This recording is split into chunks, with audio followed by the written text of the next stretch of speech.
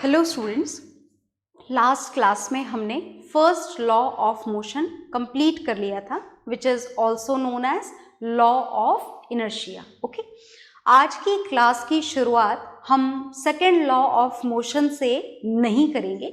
उससे पहले हम एक नई फिजिकल क्वांटिटी जानेंगे and this new physical quantity is momentum. तो ये मोमेंटम हमको पढ़ना है, बहुत ध्यान से सुनिएगा और देखिए समझिएगा भी सही ध्यान से। This is very conceptual physical quantity. Okay, definition तो इसकी बहुत ही सिंपल सी है। अगर मैं आपसे बोलूं कि डिफाइन दिस मोमेंटम तो डेफिनेशन इज वेरी सिंपल। तो चलो सिंपल सी डेफिनेशन को लिख लेते हैं। दिस मोमेंटम इज डिफाइंड, ध्यान से देखिएगा, momentum is defined as the product। Product का मतलब समझते हैं ना, multiplication. as the product of mass and velocity। this is the product of mass and velocity। is it okay? this is momentum। तो चलिए इस मोमेंटम को हम न्यूमेरिकली भी डिफाइन कर लेते हैं। देखिएगा ध्यान से। This momentum is denoted by the symbol P। किससे डिफाइन करते हैं इसको? सिंबल कौन सा होता है इस मोमेंटम का? P होता है। And this is the product of mass and velocity, है ना। चलिए ठीक है, आगे देखते हैं। इस मास और वेलोसिटी को भी सिंबॉलिक फॉर्म में लिख देते हैं। Then what would happen? This is symbol of mass is small m and symbol of velocity is v। इस फॉर्मूले से हम मोमेंटम की SI यूनिट पता लगा लें। चलिए पता लगा लेते हैं। तो हमें पहली बात पता लग गई मोमेंटम की डेफिनेशन। दूसरी इंपॉर्टेंट बात होती है फिजिकल क्वांटिटी का फॉर्मूला, और तीसरी इंपॉर्टेंट बात होती है उसकी SI यूनिट। तो चलिए SI यूनिट भी लिख लेते हैं। मास की SI यूनिट क्या होती है? किलोग्राम। वेलोसिटी की SI यूनिट क्या होती है? मीटर पर सेकेंड। मतलब आपके मोमेंटम की SI यूनिट क्या हो गई? किलोग्राम इंटू मीटर पर सेकेंड। तो ये हो गई आपके मोमेंटम की SI यूनिट। इसका कोई शॉर्ट फॉर्म नहीं है कि जैसे हमने फोर्स के लिए लिख लिया था न्यूटन। नहीं, इसका कोई शॉर्ट फॉर्म नहीं है। You have to write down this complete SI unit of momentum which is kilogram into meter per second। आगे समझ में? अब हमको ये जानना है कि आखिर ये मोमेंटम कैसी क्वांटिटी है ना, स्केलर है या vector.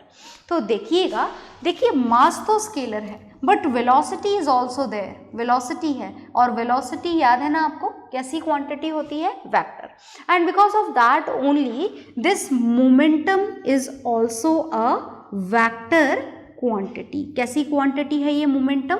Momentum is a vector quantity. तो everything related with the momentum is here in front of you. You note it down in your registers. Then we will know the theoretical meaning of the term momentum. Okay, so note it down.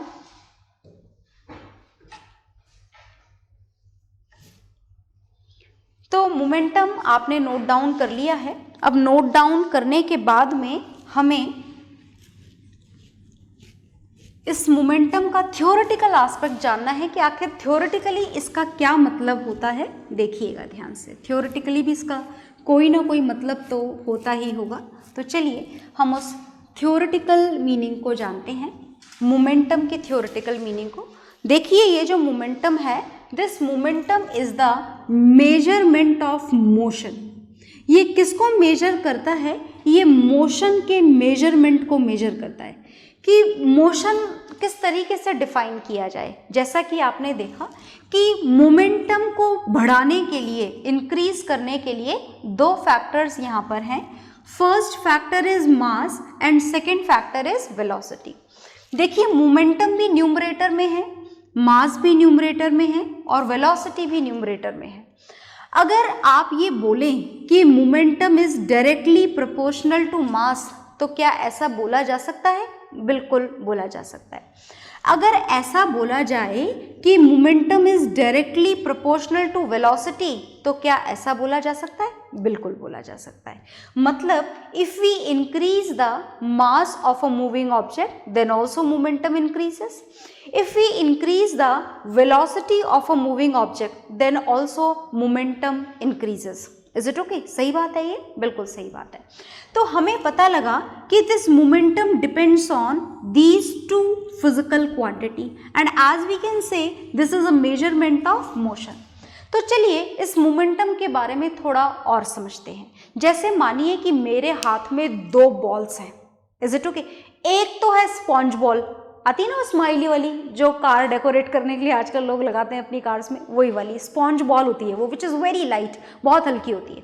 और दूसरे हाथ में है Kock ball. Kock ball जानते हो ना आप, which is very heavy, काफ़ी हैवी बॉल होती है। Now these two balls are here with me, is it okay? और I am going to throw each and every ball one by one with the same speed. एक बार मैंने फेंकी sponge की ball और फिर मैंने फेंकी कॉक की बॉल। तो कौन सी बॉल से आपके चोट लगने के चांसेस ज़्यादा हैं? डेफिनेटली कॉक बॉल से। कॉक बॉल से ज़्यादा जोर से लगेगी? बिल्कुल ज़्यादा जोर से लगेगी। तो क्यों लगी कॉक बॉल से ज़्यादा? क्योंकि कॉक बॉल का क्या ज़्यादा है? मास। बिल्कुल, कॉक बॉल का मास ज़्यादा होने के कारण कॉक बॉल का क्या ज़्यादा है? कॉक बॉल का मोमेंटम ज़्यादा है। Is it okay? If the mass is more, momentum will be more. Is it okay? चलिए अब अपन एक काम करते हैं कि मास को तो कांस्टेंट रख लेते हैं। मेरे दोनों हाथ में कॉक बॉल है, no sponge ball is there with me. Is it okay? अब एक बार मैंने कॉक बॉल ली और धीमे से फेंकी, आपने बड़े प्यार से उसे कैच कर लिया। Is it okay? आपके चोट लगी? नहीं लगी। अब मैंने सेम कॉक बॉल को जोर से फेंका, इज इट ओके? या किसी बैट्समैन ने जोर से हिट कर दिया, अब आपने उसे कैच करा, चोट लगी? लगेगी, बिल्कुल लगेगी। Is it okay? तो अब क्या हुआ? अब हमने देखा कि अब किसका मोमेंटम ज्यादा है? The ball which was thrown with the higher velocity. Is it okay? तो आपने पहले बॉल का क्या बढ़ाया? मास। कॉक बॉल का ज़्यादा और स्पॉन्ज बॉल का कम। तो जब आपने कॉक बॉल फेंकी तो उसका मोमेंटम ज़्यादा था, आपके चोट लगने के चांसेस भी ज़्यादा थे। सिमिलरली जब आपने बॉल सेम ली और आपने क्या इंक्रीज कर दी? वेलोसिटी इंक्रीज कर दी। Is it okay? और वेलोसिटी इंक्रीज करने से भी क्या हुआ?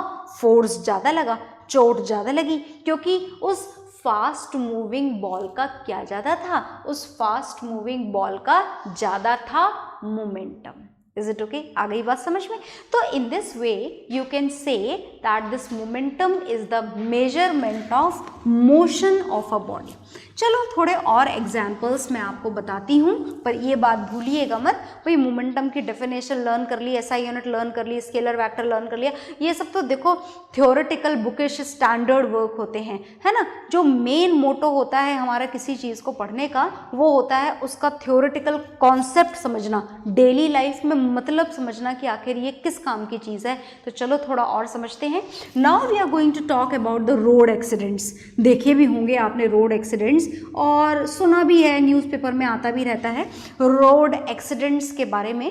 तो देखो रोड एक्सीडेंट्स जो होते हैं, जब हम बात कार की करते हैं, इज इट ओके, तो हमने ये कार बनाई, ओके, ये जो कार है आपकी, इस कार आप ये कितनी भी धीमे चला लो, है ना, बहुत धीमे चला रहे हो आप, 10 की स्पीड से चला रहे हो, 20 की स्पीड से चला रहे हो, और आपने इस बड़ी सी कार से हिट किया किसी बाइक वाले को या किसी साइकिल वाले को या किसी स्कूटी वाले को। आई बात समझ में? तो उसकी तो क्या थी जी, उसकी स्कूटी थी या बाइक थी या साइकिल थी, व्हाटएवर, मास कैसा था स्कूटी का? मास कैसा था? बहुत कम था। Is it okay? अब आपने माना कि आपकी कार का मास कैसा है, आप मानोगे कि आपको पता है कि कार का मास बहुत ज़्यादा होता है, और कार की वेलोसिटी कैसी थी? बहुत कम थी। आप बिल्कुल धीमे से चला रहे थे, बिल्कुल लो स्पीड में आप इसको चला रहे थे अपनी कार को। Is it okay? पर इसका क्या ज़्यादा है? कार का मास ज़्यादा है। तो आप इसे कितनी भी धीमे चलाओ और कितनी भी धीमे चला करके अगर आपने स्कूटी वाले को टक्कर मारी, या साइकिल वाले को मारी या बाइक वाले को मारी तो उसको चोट लगेगी या नहीं लगेगी? बिल्कुल लगेगी, क्योंकि यहाँ पर इसका मास कैसा है? बहुत ज़्यादा, और मास ज़्यादा होने के कारण इस स्लो मूविंग कार का भी क्या ज़्यादा हो गया? इस स्लो मूविंग कार का भी मोमेंटम ज़्यादा हो गया। Is it okay? अच्छा चलो अब एक बात इमेजिन करते हैं कि now the car is same and it is moving with a very high speed, है ना। As we drive it on the highway, बहुत तेज चलाते हैं हम हाईवे पर गाड़ी, 100, 120, 150, इतना जो भी आपकी मर्जी हो और ड्राइवर की मर्जी हो तो खूब तेज गाड़ी चलती है हाईवे पर। तो अब यहाँ पर क्या है, अब कार का मास भी ज़्यादा है और वेलोसिटी भी, है ना। तो आपने डबल इंक्रीमेंट कर दिए, मास तो ऑलरेडी ज़्यादा होता है कार का और वेलोसिटी आपने बढ़ा दी। In that condition when the car is moving with a very high speed, इस कार का जो मोमेंटम होता है ना, वो मोमेंटम पता है कैसा हो जाता है? It's momentum becomes very high, बहुत हाई हो जाता है। और जब हाई स्पीड से मूविंग कार का अगर एक्सीडेंट हो जाए, is it okay? In that condition जो कार का और कार में बैठे हुए लोगों का जो लॉस होता है वो बहुत ज़्यादा बढ़ जाता है। Is it okay? क्योंकि क्या ज़्यादा है? मोमेंटम बहुत ज़्यादा है। तो रोड एक्सीडेंट कौन से वाले ज़्यादा खतरनाक होंगे, जो हाई स्पीड में हुए हैं या लो स्पीड में हुए? लो स्पीड वाले मोमेंटम जो होते हैं वो कम होते हैं, उसकी वजह से एक्सीडेंट भी कैसे होते हैं? थोड़े कम डेंजरस होते हैं। Instead of if the car और if we are moving any bike, any car, any vehicle with the high speed. तो मतलब बात ऐसी है कि मोमेंटम ज़्यादा होगा तो क्या ज़्यादा लगेगा? फोर्स ज़्यादा लगेगा।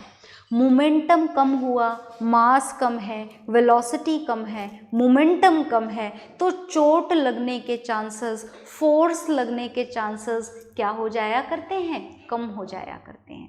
आ गई बात समझ में?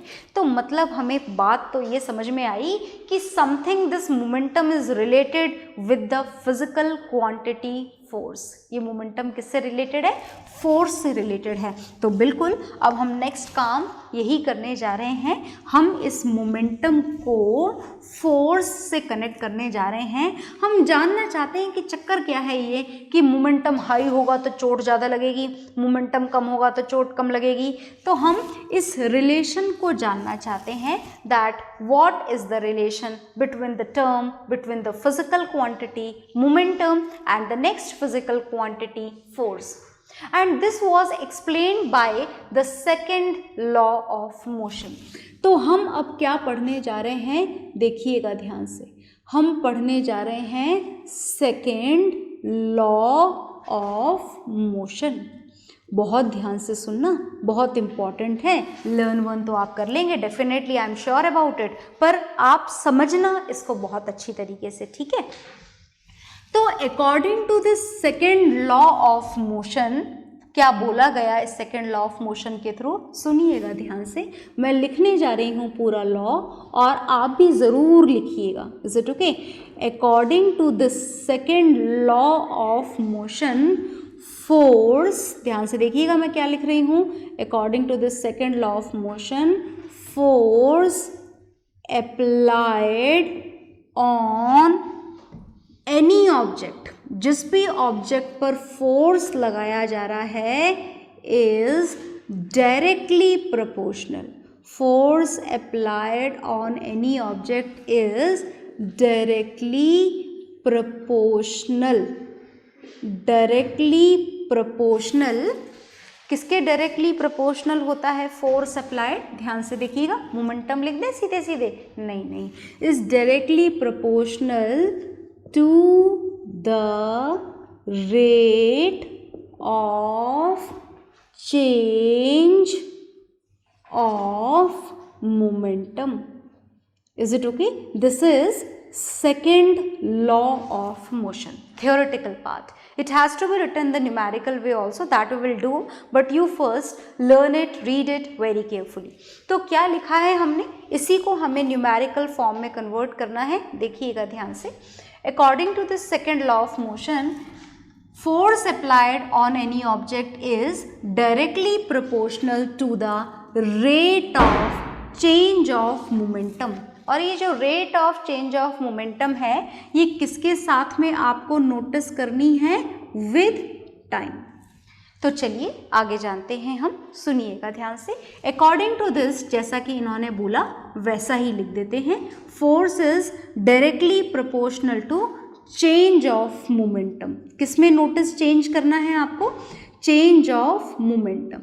और चेंज ऑफ मोमेंटम का नोटिस आपको किसके साथ में करना है? चेंज ऑफ मोमेंटम का नोटिस आपको करना है टाइम के साथ में। Is it okay? तो ऐसे ही लिखेंगे हम, rate of change of momentum with time, बिल्कुल ऐसे ही लिखेंगे। तो चलिए सिंबॉलिकली भी लिख लेते हैं इसको। Now this force symbolically can be denoted by the symbol capital F, is directly proportional to change of momentum.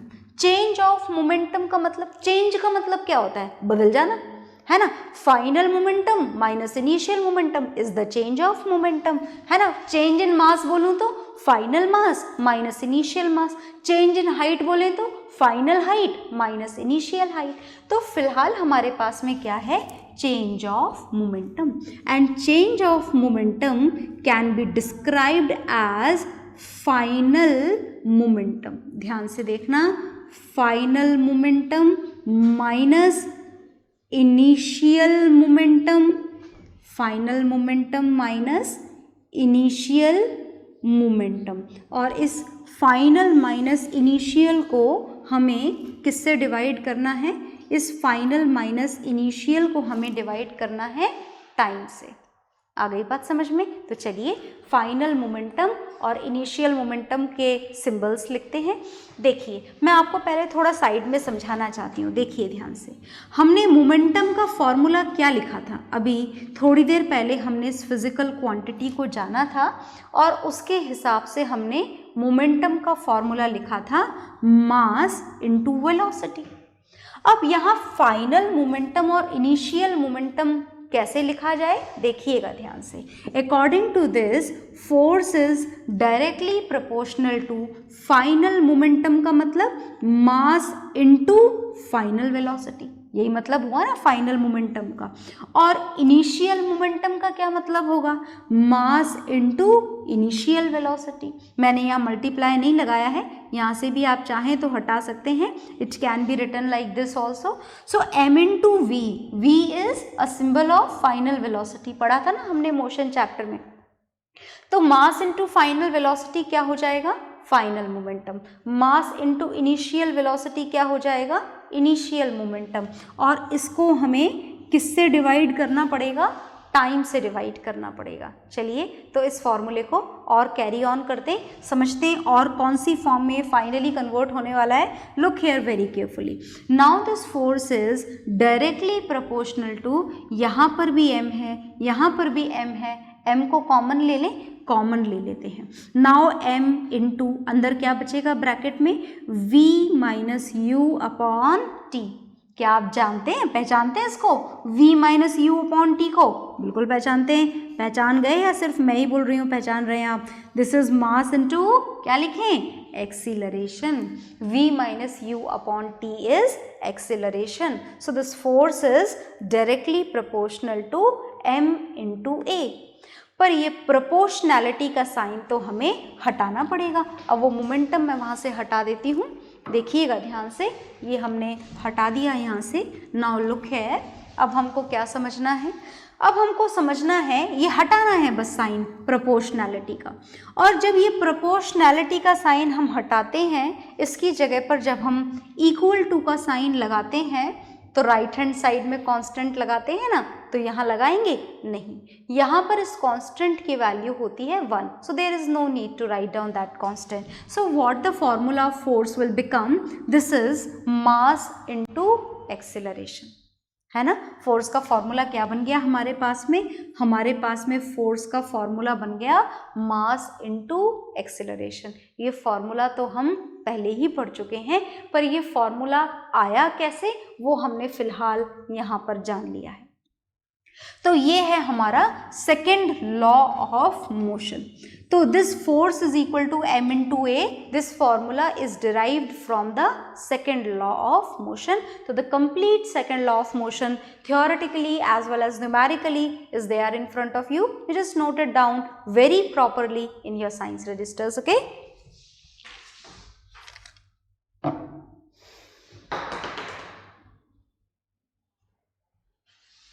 तो आपने ये नोट डाउन कर लिया होगा, और नहीं करा है तो वीडियो पॉज करके आप इसे नोट डाउन करेंगे।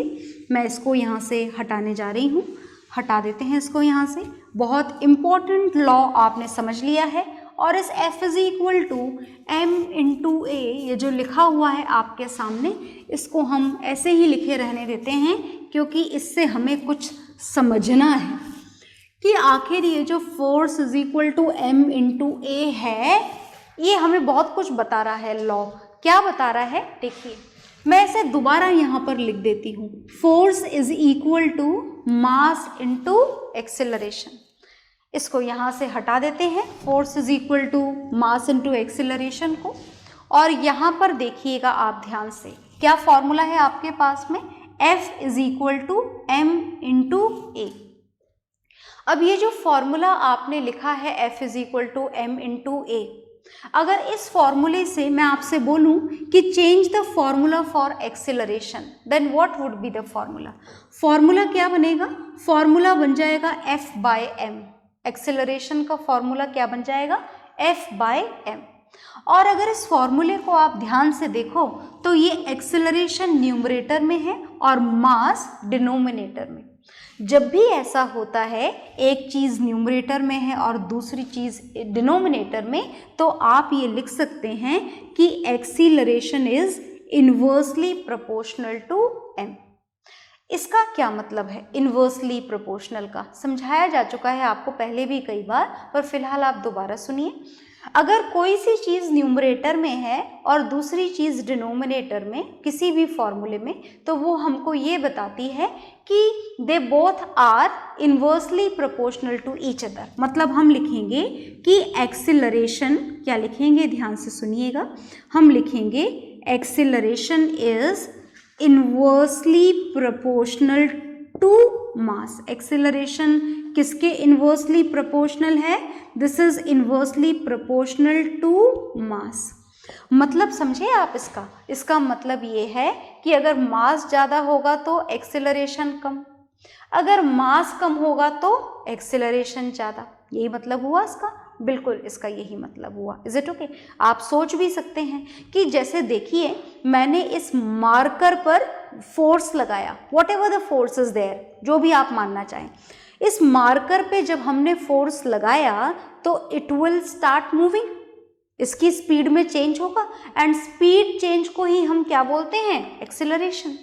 और अगर सेम फोर्स, एग्जैक्टली सेम, जितना फोर्स आपने इस मार्कर पर लगाया उतना सेम फोर्स अगर इस बड़े से बोर्ड पर लगा दिया जाए, तो क्या इसकी रेस्ट पोजीशन भी मोशन में बदल जाएगी? बिल्कुल भी नहीं, असर ही नहीं होगा इसके ऊपर उतने फोर्स का, तो है ना। जितने फोर्स से हमने इस मार्कर को मूवमेंट प्रोवाइड कर दिया, उतने फोर्स का इस बोर्ड पर कोई इफेक्ट नहीं होगा। सही बात है क्या ये? बिल्कुल सही बात है। Is it okay? मतलब अगर किसी भी ऑब्जेक्ट का मास ज़्यादा है तो आपके फोर्स से प्रोड्यूस्ड एक्सीलरेशन उसमें क्या होगा, कम। और अगर किसी भी ऑब्जेक्ट का मास कम है तो प्रोड्यूस्ड एक्सीलरेशन क्या हो जाएगा, ज़्यादा, है ना। सेम फोर्स हल्के से ऑब्जेक्ट पे लगाओगे तो एक्सीलरेशन खूब सारा होगा, सेम फोर्स भारी से ऑब्जेक्ट पे लगाओगे तो एक्सीलरेशन क्या होगा, नेग्लिजिबल। हो सकता है कि ज़ीरो ही हो जाए कभी कभार तो एक्सेलरेशन, है ना, बिल्कुल ऐसा भी हो सकता है। तो ये हमने finally second law of motion अच्छी तरीके से कंप्लीट कर लिया है। तो मैं इसको यहाँ से रफ कर देती हूँ। Second law of motion is done. Second law of motion हमने पढ़ लिया है। अब हम इसके कुछ एप्लीकेशन देखते हैं। देखो सुनो ध्यान से, हम एप्लीकेशन देखेंगे कि how a cricketer catches a ball.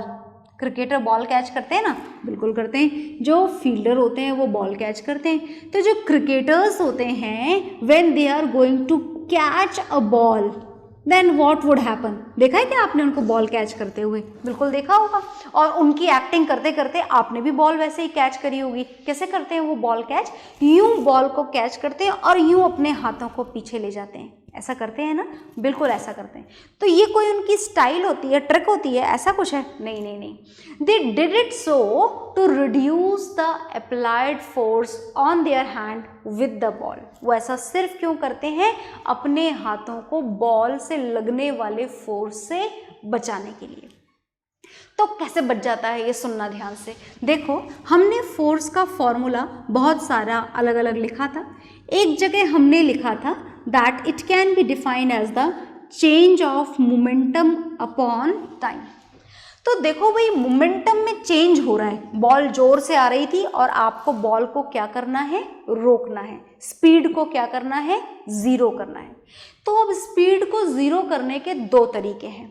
एक दो वहीं के वहीं कैच कर लो, एक कैच करके धीमे से उस बॉल को पीछे लेकर आ जाओ। दो तरीके हैं। तो पहला तरीका है कि आपने बॉल को फटाफट से रोक लिया। तो आपने बॉल को कैच करने में जो टाइम लगाया वो आपने अगर उसे immediately on the spot catch करा तो क्या होगा कि टाइम आपने क्या कर दिया? रिड्यूस कर दिया। और आप देख सकते हैं कि टाइम यहाँ पर डिनोमिनेटर में है, फोर्स यहाँ पर न्यूमरेटर में है। समझ गए ना इसका मतलब? इसका मतलब है कि force is inversely proportional to time. आप टाइम कम लगाओगे, हाथ पे चोट ज़्यादा लगेगी। टाइम ज़्यादा लगाओगे, हाथ पे चोट कम लगेगी।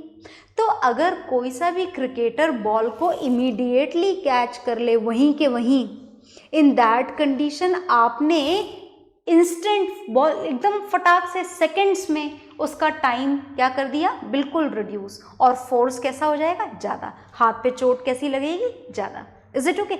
और अगर इसके अपोजिट उस क्रिकेटर ने हाथ को वहाँ पर नहीं रोका, बॉल अभी भी मोशन कर रही है, देखिए मोशन करती हुई आई थी जोर से और स्टिल इट इज़ मूविंग, यहाँ तक मोशन ही कर रही है। इन दैट कंडीशन बॉल के मोमेंटम को ज़ीरो करने में जो टाइम लग रहा है वो टाइम आपने क्या कर दिया? हाथ को पीछे ले जा करके increase. And if time increases the force applied by the ball on your hand will be decreased. Force कम लगेगा, चोट कम लगेगी। तो इस तरीके से क्रिकेटर्स को इस तरीके से बॉल को कैच करना सिखाया जाता है ना? कारण समझ में आ गया आप लोगों को? This is also based on the physics, that is second law of motion. So some more phenomena are there which are related with this second law of motion, but that we'll see in the next class. तब तक आप इतना portion properly पढ़िएगा, learn करिएगा. Okay, bye everyone.